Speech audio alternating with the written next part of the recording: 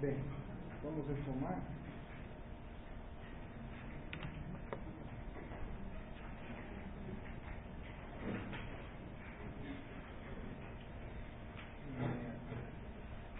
Queria fazer mais um breve comentário sobre essa questão da oposição entre exterioridade e interioridade, que é uma distinção análoga, simétrica, a distinção de parecer ser e ser realmente. Sócrates está aqui começando a trabalhar como problemático, né? Por um lado, a concepção que vigora na cidade é a de que a exterioridade ela é, por assim dizer, constitutiva do indivíduo. A imagem que o indivíduo tem de si próprio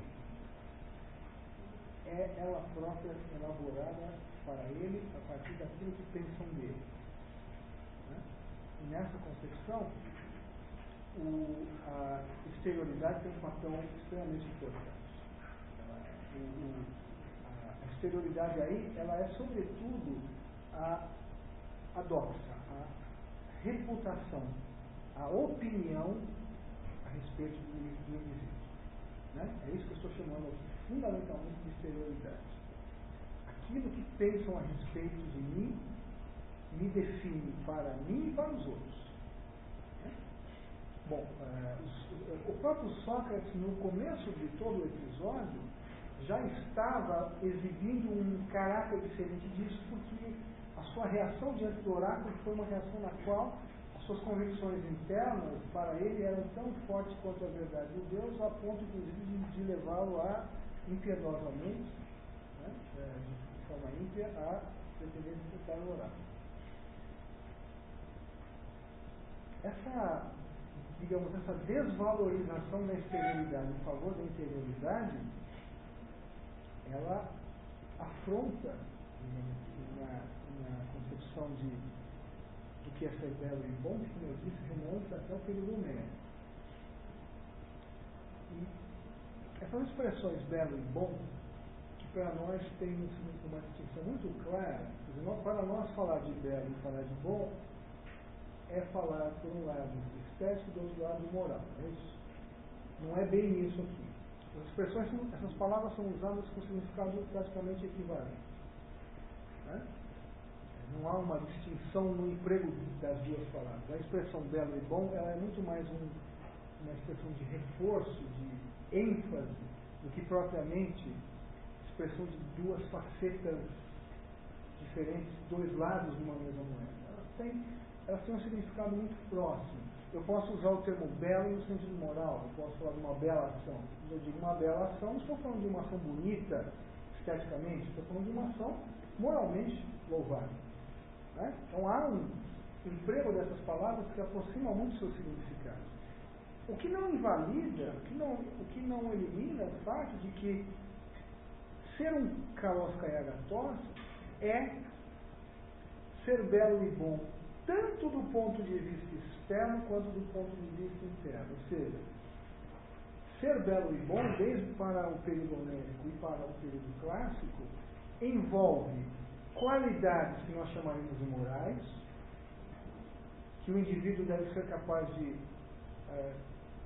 apresentar à cidade, de modo que a cidade o julgue, é bom, mas também qualidades físicas. No período clássico, no período do século V, que é o período que Sócrates vive, onde esses valores são pensados sobretudo do ponto de vista da cidade, portanto político, certamente há um certo decréscimo da ideia do belo enquanto beleza física.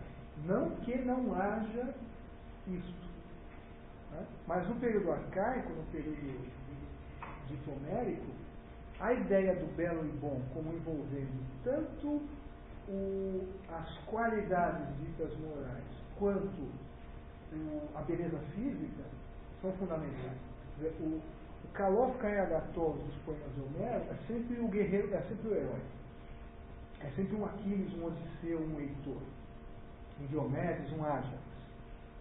E esses indivíduos que têm a seu favor uma doxa, uma reputação, né, que confere a eles superioridade, são reconhecidos como guerreiros valorosos, corajosos, capazes de persuadir numa assembleia e belos. Belo, evidentemente, tem que ser tomado num sentido cautela, porque padrões de beleza variam. Né? O Aquiles belo da Ilíada não é o Brad Pitt. Não é. Tá? Ser belo na Ilíada, fisicamente, não é ser o Brad Pitt. Não é. É apresentar-se fisicamente como destacado. Do ponto de vista do vigor físico, do ponto de vista dos seus aparelhos de guerra, o escudo de Aquiles é invejado pelos outros guerreiros, a lança de Aquiles é invejada pelos outros guerreiros. Tudo isso configura uma exterioridade do guerreiro, que também faz parte da doxa que é conferida a ele. Né? Então, a beleza do guerreiro não é uma beleza de face, de rosto, né? É uma beleza física que envolve o vigor físico, a força física e a manifestação visível desse indivíduo como sendo destacado. Habilidade guerreira também. Né? Tudo isso configura ser um Kalos Kaedatos. Né? Há uma passagem na Ilíada muito bela, num dos momentos mais críticos do combate para os gregos, quando os troianos estão avançando, que Aquiles se retira do combate, porque tomaram dele sua escrava, né? Agamenon tomou sua escrava, ele sai do combate, e com ele fora do combate, o combate se equilibra e passa a pender por várias outras razões que envolvem a vontade dos Zeus a favor dos troianos. Os troianos conseguem rechaçar os gregos da proximidade das muralhas de Troia e vão avançando a ponto de quase destruírem os muros que foram construídos pelos gregos para proteger os navios que estavam aportados na praia. E esse é o momento mais crítico, porque passam os gregos nesse ano de combate, e mesmo assim Aquiles não se resolve durante esse combate a voltar ao combate, mas ele concede ao pedido de Nestor vestir suas armas, aparecer sobre os muros vestido com suas armas, e para auxiliar ainda a deusa Atena, que é da qual ele é protegido, lança sobre ele uma luz. Né? Então, quando os troianos vêm aqui, eles não entram no combate, mas eles estão próximos da muralha. Quando eles vêm aqui sobre a muralha, com as suas armas, com a sua armadura, com sua lança, com seu escudo, e iluminado por Atena, eles batem em retirada. Né? Isso é ser belo e bom também. Né? Essa manifestação visível, física, sensível, é muito importante. A exterioridade de Aquiles também configura o que dá a Aquiles uma doxa superior, junto aos seus pais. Né? Então, há uma concepção de belo, física, também envolvida aí. E isso certamente está presente também no período de Sócrates. Né? Está presente na concepção que os atenienses têm do que é ser um homem que merece uma doxa favorável, a beleza física. Ora, Sócrates rompe com isso. Né? Sócrates está, à sua maneira, no episódio do oráculo, ele está aparecendo para nós como alguém que valoriza justamente esses aspectos que envolvem a reflexão, a interioridade, conhecer-se a si próprio, e que parece então pôr em segundo plano o que concerne a exterioridade, inclusive em princípio dela. Né? E aí a gente então tem, digamos assim, uma espécie de, como é que nós podemos dizer, de coincidência feliz, não sei se feliz para Sócrates, mas uma coincidência muito curiosa, que é o fato de que Sócrates era um homem muito feio. Isto é dito tanto em Platão quanto em Xenofonte, em Diógenes Laércio. A feiura de Sócrates é uma feiura notória na cidade. Fisicamente, Sócrates é um homem feio. Né? Bom, e Platão, então, genial como é, não vai perder a oportunidade de, num diálogo posterior, bem posterior, um banquete, de jogar com a figura socrática, de servir-se da figura socrática num contexto como esse aqui. Né? Vejam que, como é que, no final do banquete, como é que o banquete termina, esse texto é um dos mais bonitos de Platão, ele termina, depois que o banquete já está bastante avançado, 5 dos presentes, entre eles Sócrates, Aristófanes, Agatão, que é o anfitrião, Erixímaco, Pausânias, todos eles narram um discurso sobre o que eles julgam ser o amor, Eros. Né?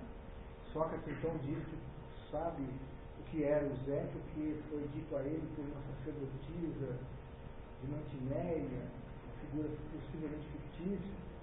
Terminados os 5 discursos, entra intempestivamente na casa de Agatão Alcibíades, bêbado.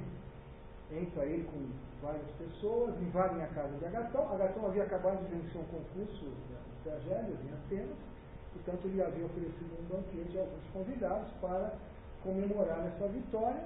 Alcibíades, bêbado, entra então na casa, diz que lamenta que Agatão não tenha convidado, mas de qualquer maneira está lá para saudá-lo. Senta-se ao lado de Sócrates, sem perceber que se trata de Sócrates, até que finalmente, olhando para o lado, vê que está sentado ao lado de Sócrates, leva um susto, né? Diz algo assim a Sócrates, mais ou menos assim: até aqui você me persegue, Sócrates, a sua figura não me deixa em paz. E aí então Alcibíades começa a fazer um longo discurso sobre Sócrates, sobre quem é Sócrates, que é um discurso ao mesmo tempo de elogio de Sócrates e de, não digo de crítica a Sócrates, mas de reconhecimento de como Sócrates influenciou a vida de Alcibíades. Alcibíades, que é um homem belo, fisicamente belo, que é um político importante na cidade de Atenas, que é certamente um exemplo paradigmático dessa mentalidade, né? Vai então render tributo a Sócrates, dizendo de como Sócrates influi na sua vida. E ao fazer a descrição de Sócrates, vejam que algumas passagens interessantes, ele começa comparando Sócrates aos sátiros ou silenos. Os silenos, também chamados de sátiros, são personagens mitológicos, são semidivindades, né? Associadas ao deus Dioniso, o que já diz muito sobre eles, com caudas e cascos de boi ou de bode e com rosto humano. Né?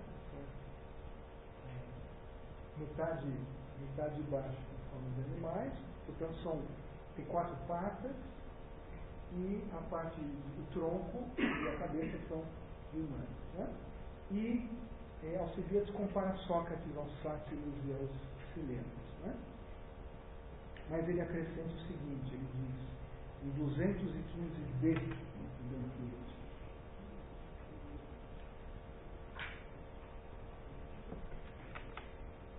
ele diz: afirmo então que ele, Sócrates, é muito semelhante a esses silenos, e aí se refere às estátuas feitas pelos escultores dos sátiros e silenos, colocados nas oficinas dos estatuários, que os artistas representam com um pífaro, né, aquela flauta pequena, ou uma flauta, os quais, abertos ao meio, vê-se que tem em seu interior estatuetas de Deus.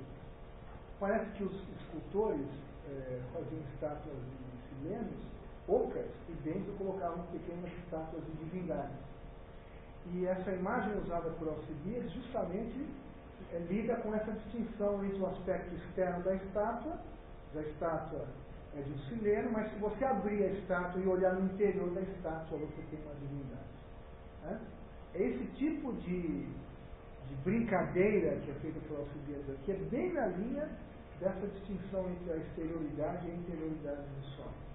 A exterioridade de Sócrates é feia, do ponto de vista físico, e a sua interioridade é bela. E aí já certamente não se trata mais de um ponto de vista físico. Né?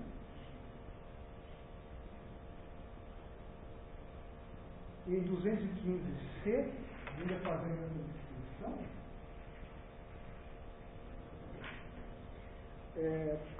Alcibiades compara Sócrates aos flautistas, que têm o poder de encantar aqueles que os ouvem, né? Com a diferença, dizendo, de que Sócrates encanta os homens com simples palavras. Ou seja, o logos socrático, o discurso socrático, esse que Sócrates está fazendo aqui com esse político, e que ele faz nos diálogos que nós lemos, é comparado por Alcibiades ao som de um flautista que encanta os seus ouvintes. Encantar aqui não é no sentido metafórico de levá-los a um sentimento prazeroso. É uma referência a Museu, ao deus da flauta, que com a sua flauta tinha poderes encantatórios, seduzia, né, produzia um sentimento de sedução naqueles que o ouviam e os arrastavam com ele, com o som da sua flauta. Né? E aí, então, Alcibiades, nesse trecho, compara Sócrates aos flautistas, com a diferença de que Sócrates encanta os homens com simples palavras que aturdem e empolgam os ouvintes. 215d. Vejam o que diz Alcibiades em 215e sobre essas simples palavras de Sócrates. Quando, com efeito, os escuto, os discursos de Sócrates, muito mais do que aos coribantes em seus transportes, bate meu coração e lágrimas me escorrem sob o efeito dos seus discursos, enquanto que outros muitíssimos eu vejo que experimentam o mesmo sentimento.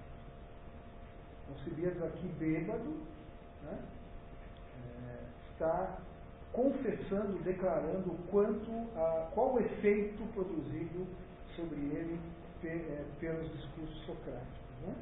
Em 216d, 217a, vejam então que o poder encantatório socrático é um poder de palavra, não é um poder relacionado ao seu aspecto externo. Né? Vejam esta passagem que retoma a ideia da estátua do Sileno, dentro da qual há uma imagem de divindade. Ora, que essa sua atitude não é conforme a dos Silenos, e muito menos, pois é aquela com que por fora ele se reveste, como o Sileno esculpido. A feiura de Sócrates, então, é comparada à feiura do Sileno esculpido, por fora. Mas lá dentro, uma vez aberto, de quanta sabedoria imaginais, companheiros de bebida, estar encher. Essa distinção entre por fora e lá dentro, que é feita aqui, né, é justamente para contrabalançar a exterioridade feia de Sócrates com a beleza interior de Sócrates. Né? Daí, portanto, a ideia de Kalos Kayagatos, que Sócrates está deixando sugerida, porque não há um saber socrático sobre isso, é a de ser belo e bom por dentro, fundamentalmente por dentro.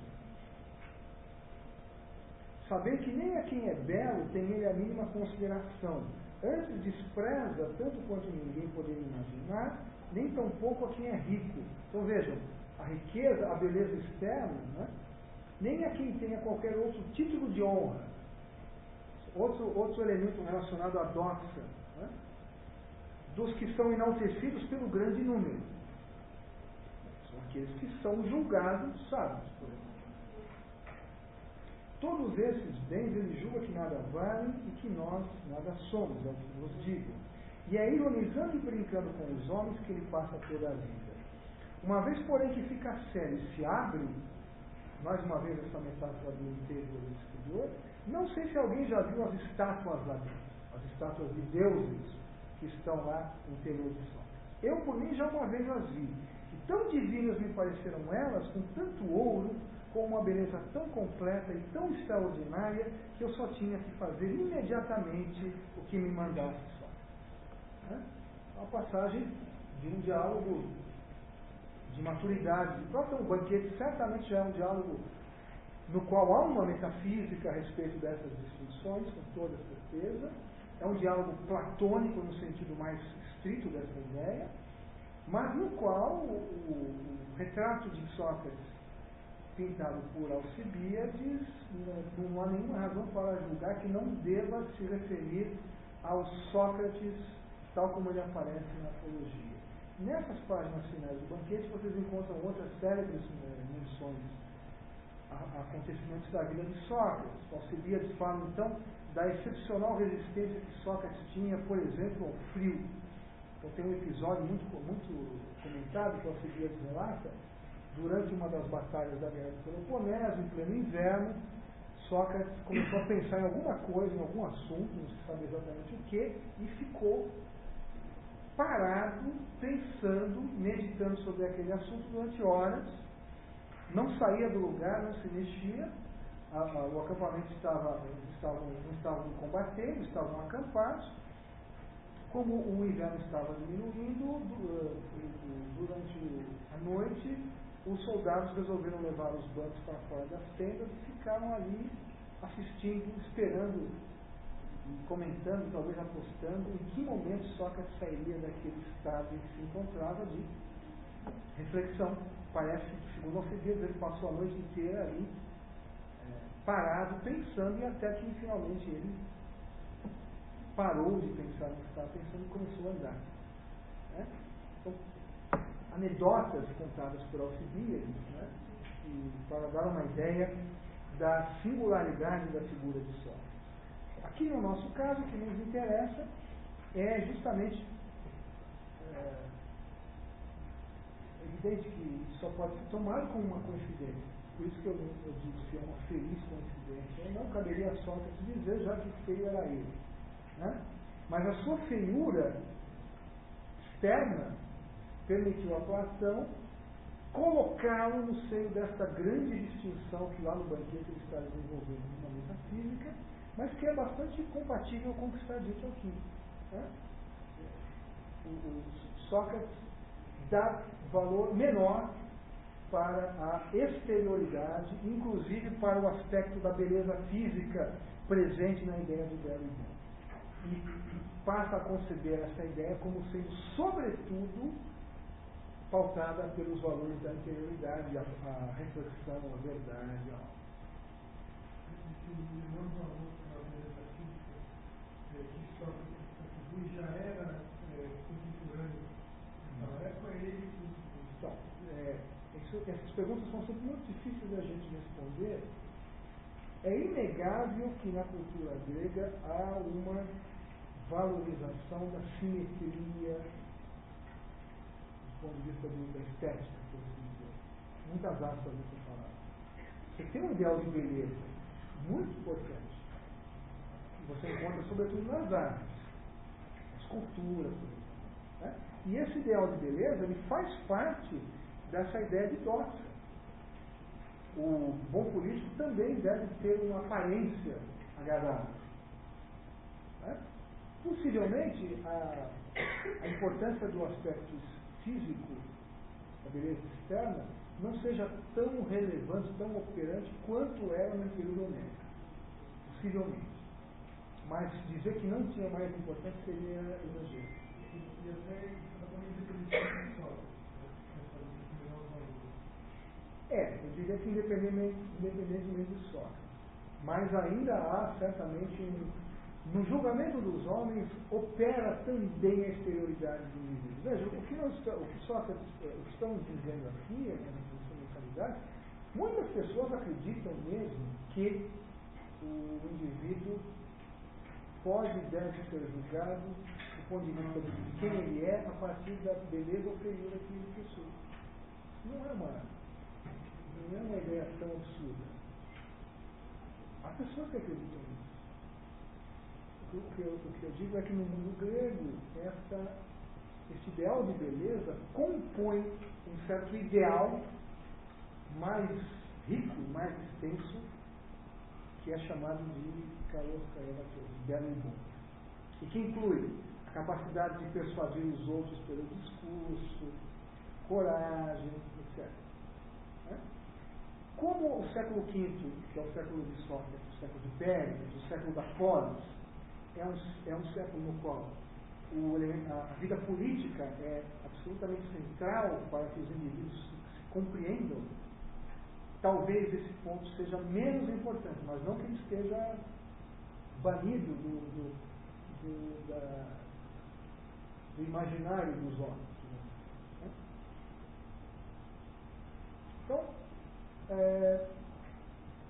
esse trecho, esse primeiro momento em que Sócrates investiga e a sua conclusão é a descoberta de uma relação problemática entre o que parece ser um homem e o que ele realmente é, e que está, para ele, em plena consonância com aquilo que ele já fazia no início do episódio, que era julgar os valores interiores como critérios adequados para a sua conduta, né, aparece aqui de maneira bastante significativa. Né? Agora, vejam como também nesse trecho, assim como em trechos anteriores, o vocabulário subjetivo com que Sócrates descreve sua própria experiência. Nós não podemos esquecer que o que Sócrates está fazendo aqui é narrar uma experiência pessoal. Então, lembrem-se que lá no parágrafo anterior, todo o problema posto na fala do oráculo é que ela estabelecia um enigma entre aquilo que a fala diz e aquilo que Sócrates dizia em 21b, pois bem sei comigo mesmo. Né? Essa expressão, bem sei comigo mesmo, alguns traduzem, pois tenho consciência de que não sabe, ela demarca justamente o terreno da certeza socrática, é o que ele sabe consigo próprio. Então, toda essa narrativa é uma narrativa, por assim dizer, confessional. É descrição de uma experiência vivida por Sócrates. Isso continua valendo aqui. Vejam, ele diz ali já no começo, ao examinar bem então esse homem, não preciso absolutamente chamá-lo pelo nome, era um dos envolvidos com a política, esse junto ao qual tive examinando esta impressão. Essa é uma expressão importante, né? Examinando aquele indivíduo, Sócrates, diz a nossa tradução, teve uma impressão. Essa expressão na nossa língua, ter a impressão de algo, ela pode ter dois significados. O significado mais comum eu acho que. Eu tenho a impressão de que vai chover. Eu estou usando essa expressão para dizer eu acredito que vai chover, eu acho que vai chover. Portanto, uma espécie de julgamento que eu elaboro na minha mente. Mas, de fato, a palavra usada aqui, o termo usado por Sócrates, é um termo muito importante no vocabulário do episódio, porque Sócrates usa aqui o verbo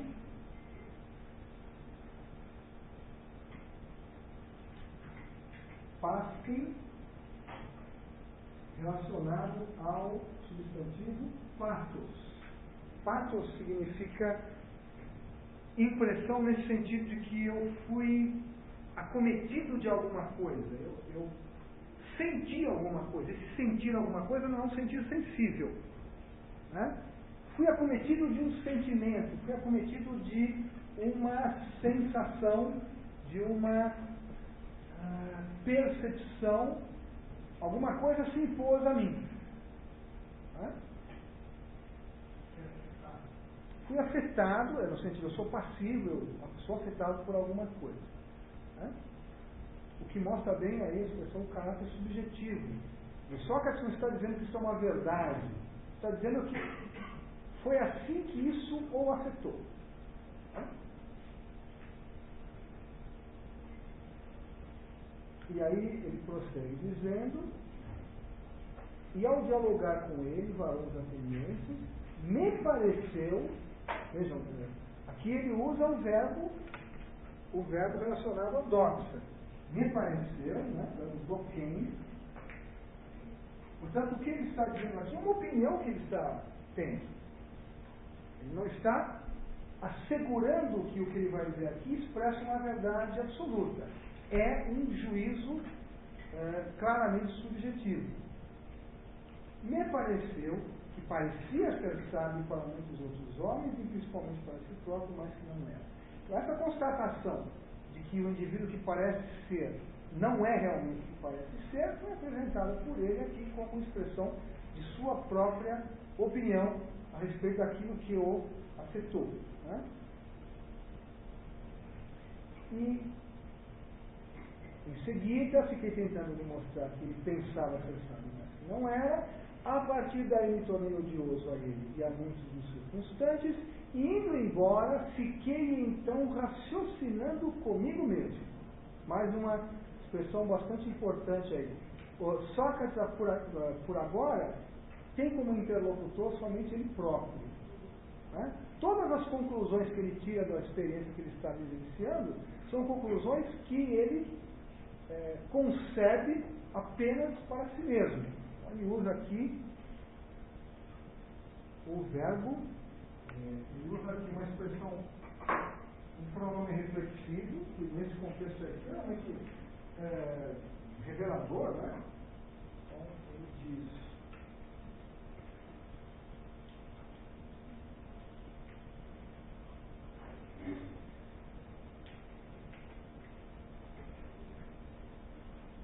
prosemotone logizame, é o verbo logizomai, que vai dar expressões como silogismo, lógico, né? Citadas por raciocinar.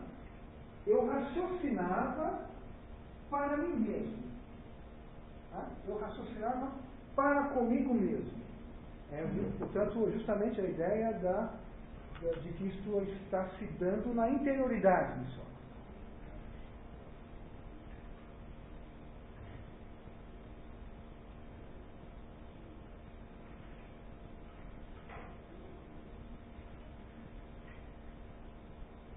Bom, e o que é que Sócrates obtém como resultado ao raciocinar consigo mesmo? Sou sim mais sábio que esse homem. Então vejam que a conclusão que Sócrates tirou aqui o surpreende. Porque ele imaginava que ao interrogar esse indivíduo, ele estaria deparando com um sábio, que ele queria então apresentar diante do oráculo para refutar o oráculo. Você disse que ninguém é mais sábio do que eu, mas aqui está alguém mais sábio do que eu. Né? Então ele não esperava esse desfecho. Mas ao se dar o desfecho, parecer a ele que aquele indivíduo julgava ser sábio, mas não era, tentando mostrar a ele que ele não era sábio, arregimentando o ódio dele e dos outros que estavam presentes, né? No entanto, ele, raciocinando consigo mesmo, conclui: sou sim mais sábio que esse homem. Algo que ele não imaginava que fosse concluir. Né? Sou sim mais sábio que esse homem, pois corremos o risco de não saber, nenhum dos dois, nada de belo nem de bom, nada calônico nem agatório, mas enquanto ele pensa saber algo não sabendo, eu, assim como não sei mesmo, também não penso saber. É provável, portanto, vejam que Sócrates é cauteloso, é provável, portanto, que eu seja mais sábio que ele numa pequena coisa, precisamente nessa. Porque aquilo que não sei, também não penso saber. Essa conclusão que Sócrates, aqui ele chegou, para sua surpresa, reparem como a formulação dela é muito mais modesta e muito menos pretensiosa do que aquela formulação inicial que eu havia comentado na última aula, e que parecia uma formulação excessiva de Sócrates quando ele interpretava a fala do oráculo, que dizia apenas: não há ninguém mais sábio do que Sócrates, como se ela significasse que Sócrates é o mais sábio. Se lembram dessa ligeira diferença que existe entre as duas afirmações? Uma coisa é dizer ninguém é mais sábio do que Sócrates, outra, possível, mas não a única, é dizer Sócrates é o mais sábio. Eu havia até comentado que na formulação do oráculo usava-se o comparativo, e que quando Sócrates expressa a fala do oráculo, ele a diz no superlativo. Ora, vejam que aqui, nesse momento, Sócrates ele já moderou a formulação. É provável, portanto, na verdade nós poderíamos até traduzir aqui por parece, é razoável, né, que eu seja mais sábio que ele, é o comparativo, tá? Ele não usou mais o superlativo, ele usou agora a formulação que foi usada na resposta oracular. Comparativo sofóteros, e não o superlativo sofóteros. Né? É provável, portanto, que eu seja mais sábio que ele numa pequena coisa. Né? Vejam que este saber a mais que Sócrates tem é definido em termos também bastante cautelosos. Numa pequena coisa. Porque aquilo que não sei também não penso saber. Bom, essa conclusão que Sócrates tirou vai se repetir em todas as outras investigações que Sócrates vai fazer. Né? E é isso que vai paulatinamente, gradativamente o levando a se dar conta de que de fato ninguém é mais sábio do que ele. E que, portanto, o oráculo estava certo. E que não cabe a ele mais refutar. Esta tomada de consciência que Sócrates vai ter, ela é gradativa.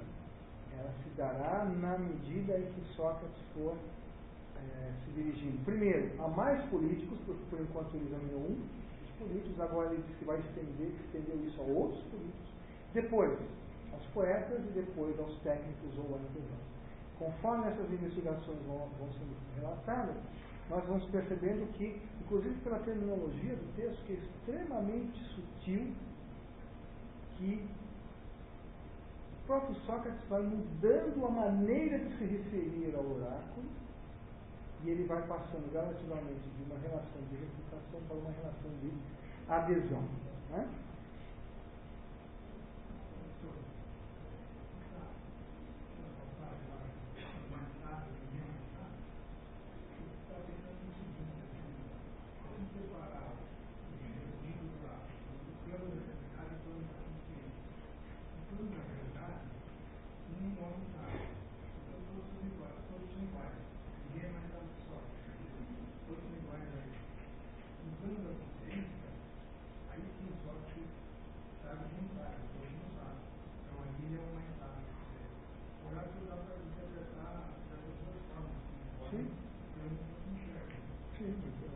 Sem dúvida.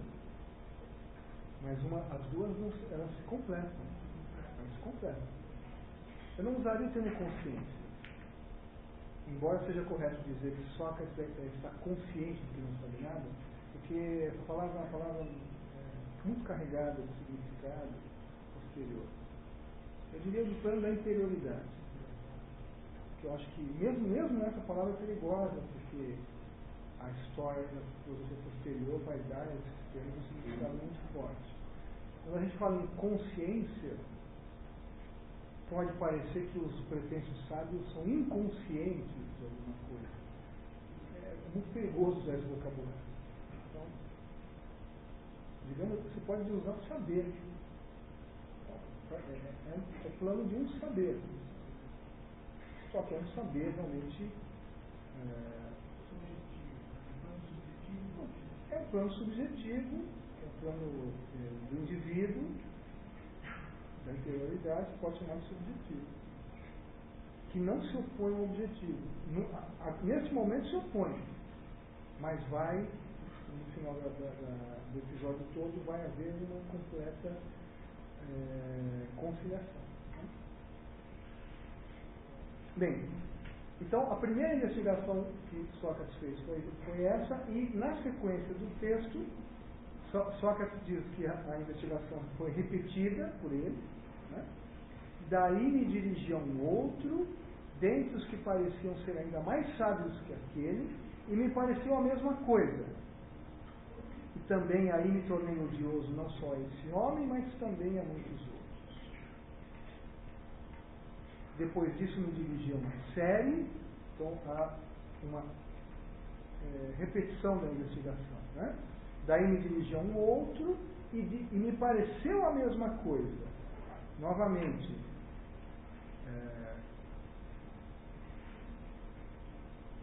me pareceu que ele julgava saber, mas não sabia. E o resultado foi o mesmo, o efeito produzido foi o mesmo. Ele passou a me odiar, não só, vejam, me tornei odioso não só a esse homem, mas também a muitos outros. Isso para Sócrates é muito importante, porque Sócrates tem que encontrar uma justificativa para o ódio de que ele é objeto na cidade. Né? Que ele julga, permite a ele explicar por que ele é caluniado na cidade. Né?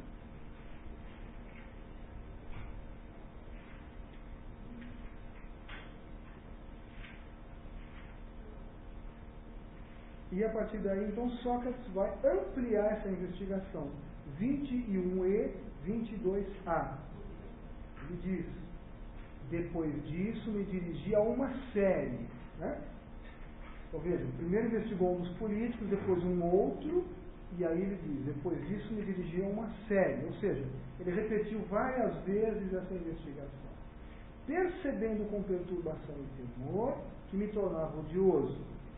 Repete-se, portanto, em todos esses casos novos o mesmo efeito do ódio aquele que ele atrai para ele. E, no entanto, parecia imperioso ter na mais alta conta o dito do Deus. Devo ir, então, para examinar o que o oráculo está dizendo, até todos aqueles que parecem saber algo. E pelo cão, varões atenienses, já que é preciso lhes dizer a verdade, realmente a impressão que eu tive foi essa. Enquanto os mais benquistos por pouco não me pareceram a mim que investigavam em conformidade com o Deus, carentes máximos de uma conduta reflexiva, outros, que parecem ser homens mais banais, mais razoáveis em parecer.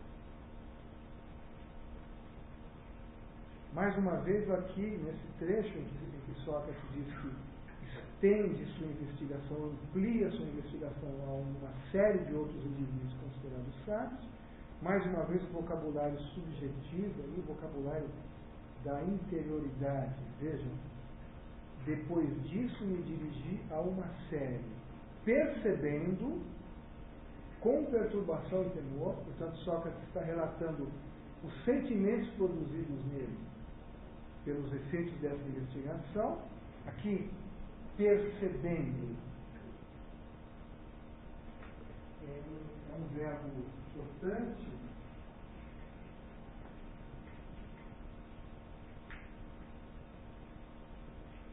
É o verbo aistanomai, cujo substantivo é aistesis.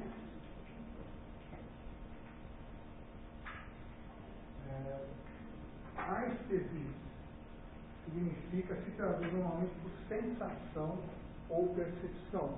E, com maior frequência, sensação ou percepção remetem aos chamados sentidos, visão, tato, olfato, paladar, etc.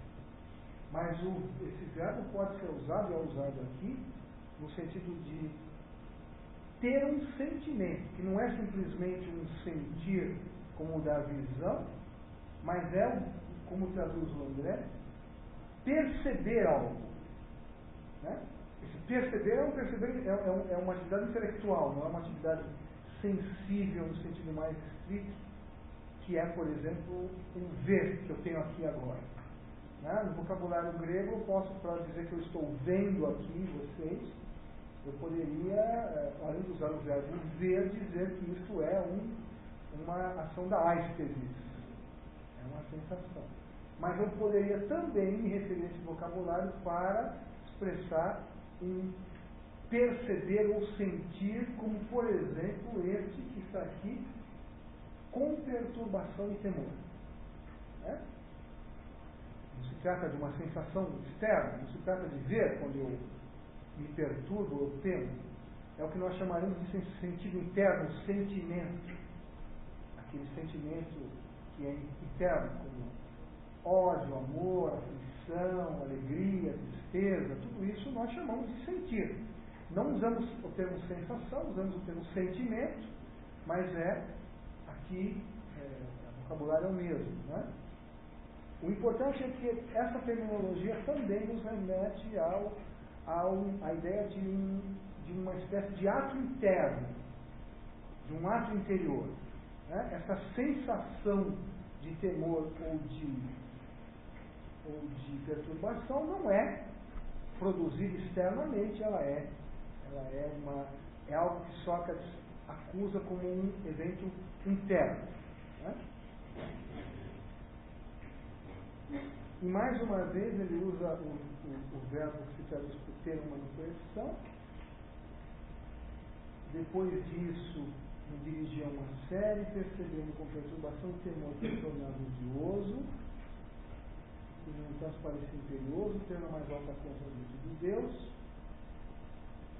Devo ir então para examinar o que o oráculo está dizendo a todos aqueles que parecem dizer algo, e pelo cão varões atenienses, já que eu preciso me dizer a verdade. Realmente a impressão que eu tive foi essa. Novamente o verbo aqui, o verbo pasquem, patos. Mais uma vez eu fui tomado por um certo sentimento, fui afetado por um certo sentimento. É esse o sentido, a impressão que eu tive, né? Remetendo mais uma vez a um acontecimento interior. Né? Enquanto os mais benquistos por pouco não me pareceram carentes máximos de uma conduta reflexiva, outros mais razoáveis me pareceram. É o verbo do quem. É uma opinião que Sócrates está emitindo. Parece a ele, pareceu a ele isso. Ele não pretende que esteja fazendo uma afirmação verdadeira, a não ser como verdadeira para ele, né, já que está ocorrendo nele. E ele usa então o vocabulário típico da opinião pessoal, né, o verbo do quem.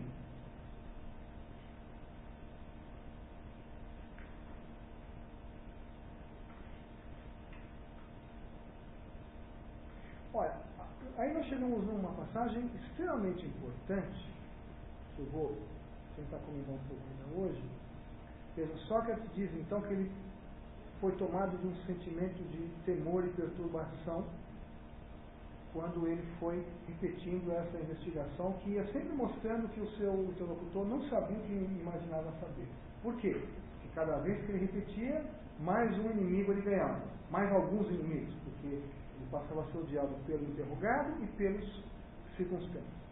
Ora, esse sentimento de temor que acomete Sócrates nesse momento, em virtude das constatações de suas investigações, produzem contra ele inimigos e o fazem considerar novamente seu ponto de partida, como que reforçando a necessidade de prosseguir.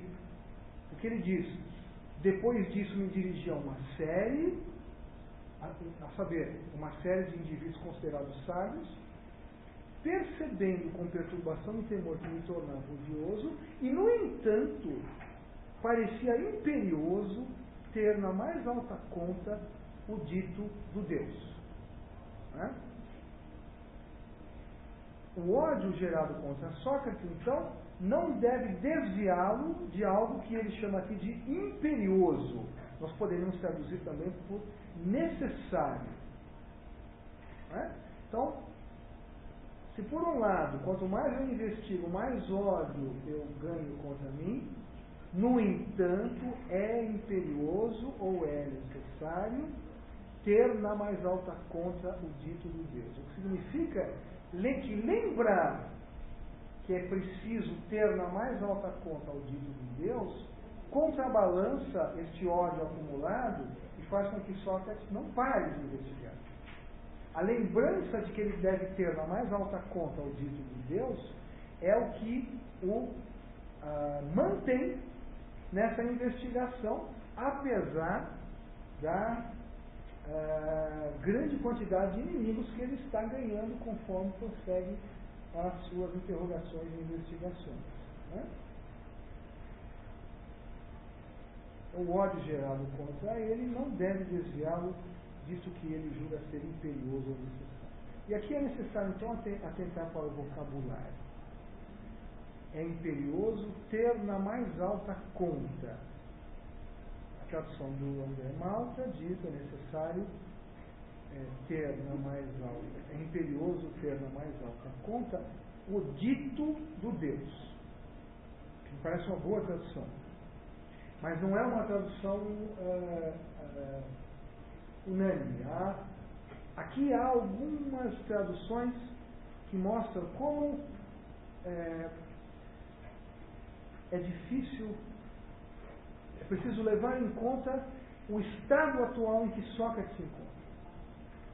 Eu vou dar um exemplo para vocês de algumas traduções e como essas traduções interpretam o texto de um modo que talvez antecipe um resultado que ainda não existe. Sócrates está apenas dizendo o seguinte aqui: apesar de todo o ódio que eu tenho conseguido acumular contra mim, é necessário colocar acima disso o que o Deus disse. Ou seja, o que o Deus disse e que me motivou a essa investigação, para mim, é mais importante do que o ódio que eu estou, com a minha investigação, produzindo contra mim mesmo. Portanto, eu não vou me desviar do meu caminho, apesar desse ódio. Bom, a tradução é imperioso, ter na mais alta conta o dito de Deus, ela tem o mérito de... A expressão grega é muito lacônica, ela tem o mérito de não introduzir na tradução algo que ainda não aconteceu no texto. Vou dar um exemplo. Vejam, a tradução, uma das traduções mais tradicionais da tradução, no caso a tradução de Maurice Loisy, da tradução da Apologia pela coleção da Belle Lettre, bastante utilizada, o Loisy traduz essa passagem nos seguintes termos: mas eu me acreditava obrigado a colocar acima de tudo o serviço do Deus. A expressão que Platão usa aqui, como eu disse, ela é muito lacônica. Ele diz apenas o seguinte, literalmente no texto dele: colocar acima de tudo. Aí ele escreve no artigo neutro, to, isso aqui significa o, no gênero neutro, e aí coloca a expressão do Deus, o teu. Eu estou misturando aqui. O do Deus. O que? Isso o texto não diz. Né? O que é do Deus? O relativo ao Deus. Isso devo colocar acima do ódio que está se produzindo contra mim. É apenas isso que literalmente o texto diz. O André Malta traduziu o dito do Deus, querendo dizer o seguinte: a resposta que o oráculo deu àquele fonte, no seu caráter enigmático, e que me conduziu a essa investigação, eu a coloco acima do ódio que está se produzindo contra mim. E por isso eu prosseguirei na minha investigação. Né? Bom, Loisy, por exemplo, traduz esse o do Deus por o serviço do Deus.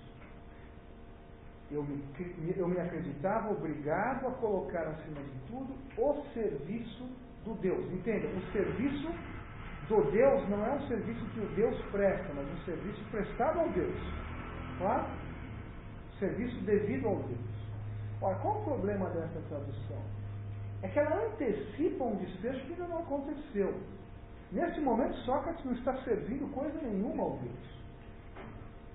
Ele apenas constatou que aquilo que ele imaginava que encontraria, descobriria, ele não descobriu. Mas ele não tirou nenhuma conclusão ainda que o levasse a deixar de lado a sua intenção de refutar o oráculo e passar a se tornar um servidor do Deus. Portanto, é uma tradução que antecipa os acontecimentos. O texto do episódio aqui, ele é todo composto de momentos que envolvem acontecimentos, envolvem estados de alma, por assim dizer, estados internos de Sócrates. Se vocês quiserem até estados psicológicos de Sócrates, desde que essa palavra seja usada num sentido muito vago. Né? E nesse momento Sócrates está diante de um confronto. A investigação que ele está fazendo está lhe trazendo muitos inimigos, e o fato de que ele se julga no dever de lembrar a si próprio que é imperioso que ele coloque o do Deus acima de tudo, mostra que esse ódio o está preocupando.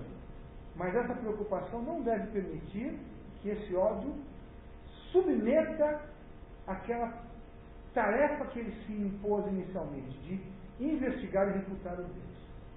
Então, veja, se eu traduzo como André Malta, e no entanto parecia imperioso, tendo a mais alta conta o dito do Deus, eu estou apenas me referindo à resposta que o Deus deu, dizendo que eu era mais sábio de todos os homens. Se eu traduzo como Coazeiro, eu me acreditava obrigado a colocar acima de tudo o serviço do Deus, eu estou, na verdade, tornando o texto extremamente confuso. Eu não tenho ainda serviço nenhum prestado ao Deus. Veja, tradução de Carlos Alberto Nunes, da tradução da Universidade do Pará.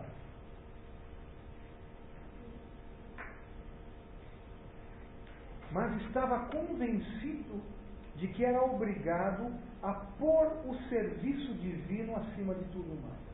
Também essa tradução antecipa um desfecho que ainda não faz sentido. Está certo traduzir pôr acima de tudo mais, mas traduzir pôr o serviço divino acima de tudo mais supõe que Sócrates já tenha feito uma descoberta que ele de fato ainda não fez. Que ele tenha tomado consciência de algo de que ele ainda não tomou consciência. Né? A tradução do Trindade Santos, que eu também já mencionei em outra ocasião, me parece um pouco mais, digamos assim, ela também dá margem a esse tipo de interpretação, mas ela é um pouco mais comedida. Ele traduz, é a tradução da Imprensa Nacional, Casa da Moeda,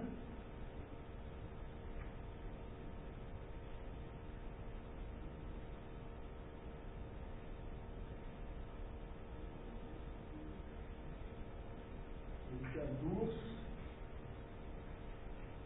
mas parecia-me ser necessário atender ao Deus acima de tudo mais.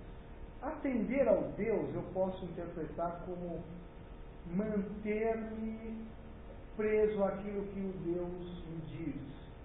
Satisfazer ao Deus, mas sem que eu entenda que, com isso que eu estou já aliado ao Deus. É possível. Nós vamos ver que ele traduz uma outra passagem que mostra que, no fundo, ele entende isso aqui como um serviço ao Deus. Mas a tradução atender ao Deus ainda é um pouco mais comedida. Né? Nesses casos todos, parece que Sócrates já se vê como servidor de Apolo, o que cria certa dificuldade de compreensão. Porque aqui Sócrates está apenas afirmando, como eu disse, que o ódio a que ele se vê sujeito não deve desviá-lo do problema posto pela resposta do oráculo. O do Deus aqui é o enigma que a fala oracular impôs a Sócrates, que o tornou para ele inevitável empreender a sua investigação. Né? Quando as traduções subentendem a esse o do Deus, o serviço ao Deus, né, elas estariam deixando de perceber que neste momento da fala de Sócrates, do relato, nós estamos ainda num contexto polêmico da relação de Sócrates e o Deus Apolo.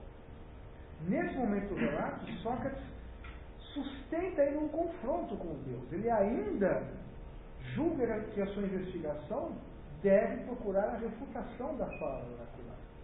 Né? Há duas outras traduções que eu já mencionei aqui também, me parece que foram mais felizes e talvez, possivelmente, conscientes de que se trata de um contexto que não permite ainda usar expressões como serviço do Deus. É uma tradução do Brisson, Luc Brisson, que eu também estou utilizando em alguns momentos aqui. É uma tradução, ele faz uma expressão longa para traduzir isso aqui, mas justamente porque ele quer interpretar adequadamente o texto. Então ele diz assim: eu me acreditava, apesar de tudo, obrigado a colocar acima de tudo o caso no qual o Deus me havia implicado. Eu estou trazendo a fé, o caso, o problema, a situação na qual o Deus me havia implicado. O que isso quer dizer? Isso quer dizer que quando o oráculo responde, ninguém é mais sábio do que Sócrates, ele implicou Sócrates num caso, num problema. Ele colocou Sócrates numa situação problemática. É uma tradução muito mais interessante aqui, porque ela não perde de vista o fato de que, por enquanto, o que Sócrates tem na sua relação com o oráculo é uma relação problemática. É uma relação de confronto. E embora o do Deus seja traduzido por o caso em que o Deus me havia colocado, que é uma expressão um pouco longa, ela é mais feliz do que as anteriores, no sentido de deixar muito claro, olha, Sócrates aqui não pode entender que ele está obrigado a seguir o Deus como um servidor. Ele está obrigado a seguir o Deus enquanto alguém que lhe põe uma dificuldade a ser solucionada. A aporia em que ele ficou durante muito tempo. Né? A tradução do Manuel de Oliveira Pulqueri, que eu também tenho citado de vez em quando aqui, da UNB, diz, é uma tradução razoável, porque ela é muito bem comportada. Mas sentia-me na obrigação estrita de não desprezar a resposta de Deus. Só isso. Ele traduz negativamente, em vez de traduzir ter na mais alta fonte, ele traduz não desprezar, e este o do Deus ele interpreta por a resposta do Deus. O que é correto. A resposta que o Deus me deu me põe diante de um problema que eu não posso desviar por causa do ódio que está se produzindo contra mim. A tradução é também bem mais razoável. Né? Nessas duas traduções do Pulqueri não se introduz uma ideia que ainda não tem lugar no texto, de que Sócrates é um auxiliar ou servidor de Apolo. Este é o desfecho do episódio. No final do trajeto, Sócrates verá a si próprio como um servidor e um auxiliar do deus Apolo. Porque ele vai constatar que quando o Apolo dizia que ele é o mais sábio dos homens, era por causa deste micro saber que ele tem, saber que não sabe nada. Nesse parênteses aqui, ele é uma visão retrospectiva, então, ou é uma má tradução? Em conformidade com Deus? Então, essa é uma outra expressão também extremamente delicada. A tradução, eu vou chegar nela agora, ela também tem as suas dificuldades. Né? Então, é muito importante não perder de vista que Sócrates permanece na sua investigação, apesar do ódio que vai se acumulando contra ele, não porque ele esteja servindo ao Deus, mas porque o problema posto pelo Deus, o enigma posto pelo Deus, de tal maneira o domina, de tal maneira se aposta dele, que isto é mais importante até do que todo o ódio acumulado. Né? Isso é indicativo, é mais uma sugestão que Platão nos dá do modo socrático de ser. O que Sócrates é, como Sócrates é, o faz sobrepor a necessidade de permanecer investigando o enigma posto pelo Deus a um ódio de que ele está sendo gradativamente, paulatinamente e crescentemente vítima. Né? Bom, na próxima semana eu vou retomar justamente aí essa observação é muito importante.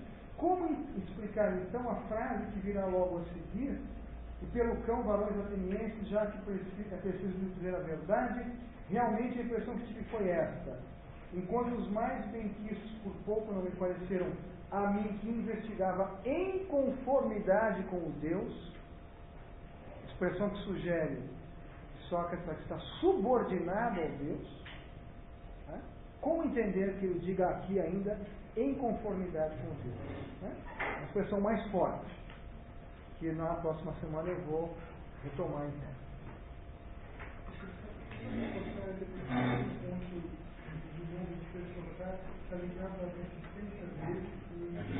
Sim.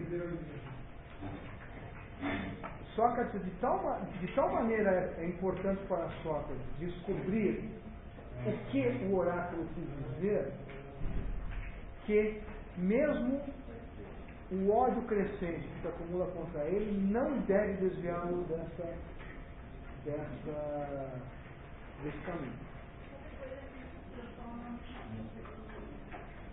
Então, aí, aquilo que parecia um problema a ser solucionado vai ser a constatação de que o Deus estava dizendo a verdade, como se esperava.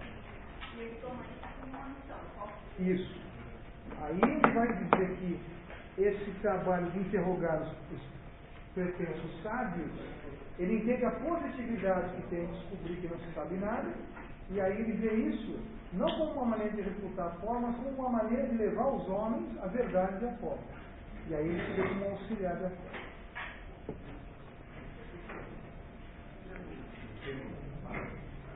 Sim. Alguém está com a lista de presença, por favor?